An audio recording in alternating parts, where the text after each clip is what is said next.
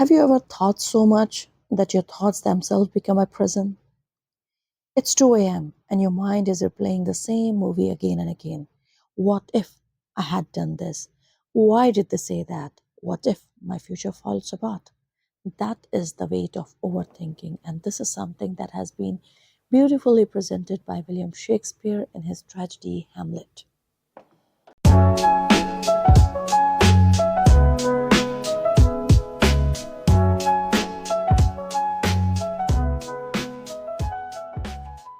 Welcome to Shades of Pink, a feminist journey which starts from within.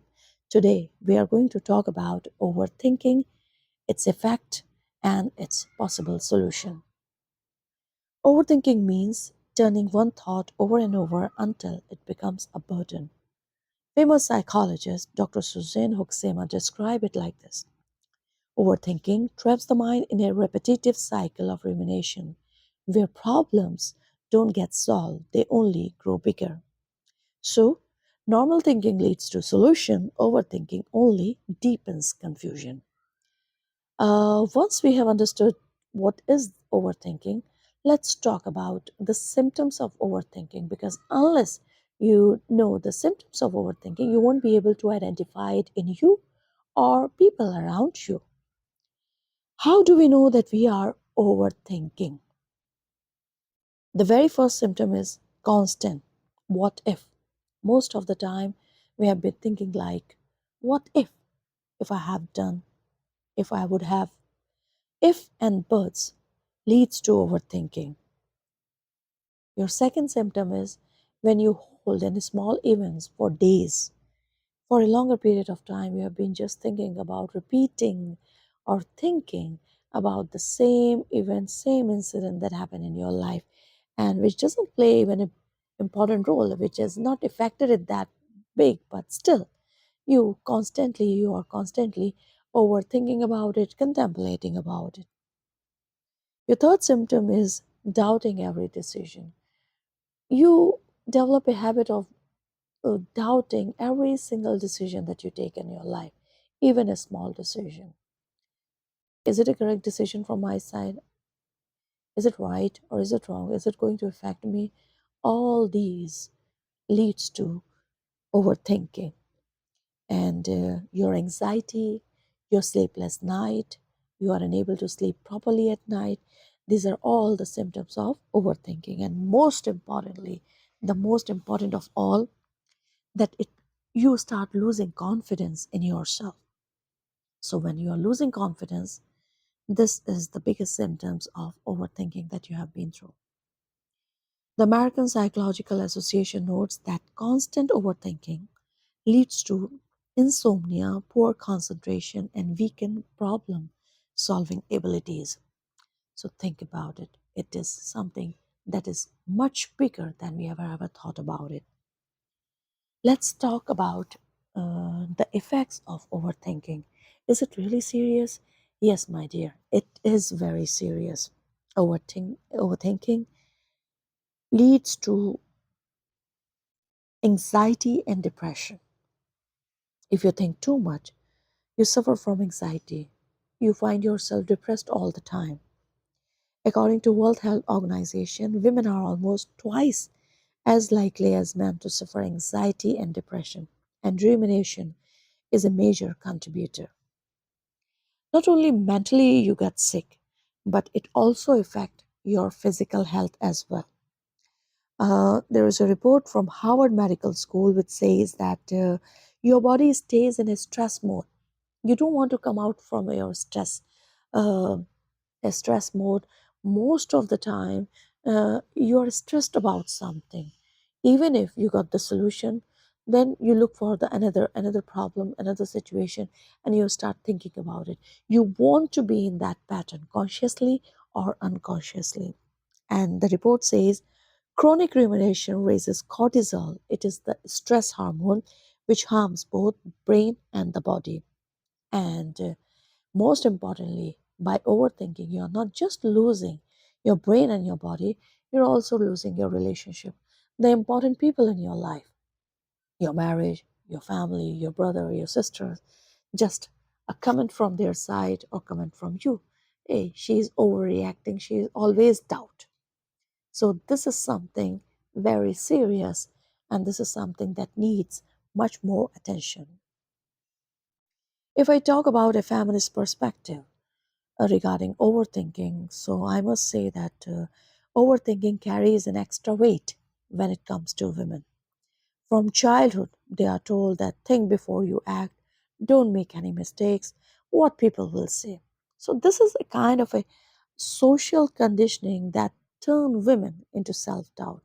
Research shows that women are more prone to overthinking due to social pressure, gender norms, self-blame tendencies, and this is something that affects the overall personality of a woman, and this is the reason that she loses confidence and she lags behind.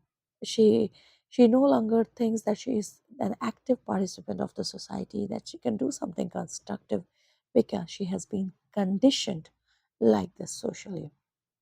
Here at this point, I would like to add uh, a famous poet, Amrita Pritham, who said that I'll meet you where thoughts cannot reach. Maybe that is the freedom every woman longs for, a place beyond the prison of thought. This is what actually we are looking for. A true woman is not looking for a physical freedom, rather, she is looking for a mental freedom. This, which has been beautifully quoted by Amrita Pritham. Uh, Regarding overthinking, if I try to add a perspective of a youngster in modern age, so it is even more critical. Youngsters are caught in another trap. So they are they are the victim of social media, being competitive all the time, career anxiety, relationship confusion, and all these lead them to overthinking how they can be better than other person in terms of career, in terms of study, in terms of relationship. They constantly they are trying to prove something, and that is leading them towards overthinking, a repetitive pattern of thinking of the same thing again and again.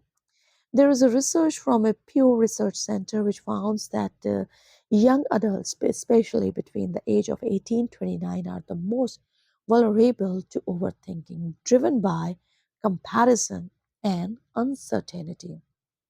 One late reply to a message feels like a rejection. One missed exam feels like the end of a life. If you just you communicate with someone and someone did not respond to your message, you feel like as if you have been ignored, you have been rejected. This is too much. We think a lot. We are taking too much of pressure on us. So, overall, overthinking is really serious, something that really needs attention, and it needs to be solved seriously. And every one of us should analyze their own life and the people around us, whether they are thinking or overthinking. Well, we do have some issues, and but fortunately, we do have some solution as well, which can help us to heal overthinking and to curb its excessiveness. Well, the hope is overthinking is a pattern, and the patterns can be broken, right? Psychologists refer that when you think that you have been thinking a lot, start writing your thoughts. There is a study in behavior research and therapy which says that expressive writing reduces this rumination, and it clears your mind. So this is something that you should try on, and practice mindfulness. You need to bring your mind to the present moment. Stop being the part of future. Stop being the part of the past. Past has already gone. Future is not in your hand. The only moment that you have in your hand is the moment that you are living now. Focus on that. Bring all your attention to the moment that you are living at present. This is something very, very valuable that you are supposed to do. Every one of us should do so, because nothing is in our control. The only thing that we can control and we can make the best out of it is the present moment, the power of now. Another thing that we can do is stop blaming ourselves, be kind to ourselves. We are We always talk about that you need to be kind to others, you need to be compassionate, and this is something that you should do to yourself as well. Kind, being compassionate. Stop blaming yourself for everything that's going wrong in your life. You're not supposed to do that. And finally, listen to your heart, because sometimes the heart already knows the answer hidden beneath the noise of thought. So listen to your heart. That is, these are, I would say, some of the ways that we can heal our overthinking and we can break the pattern. Once we break the pattern, we are out of the rumination of overthinking. So, what we have understood that overthinking, it's an enemy that lives inside us. But if we learn to master our thought, life shines again in its true color.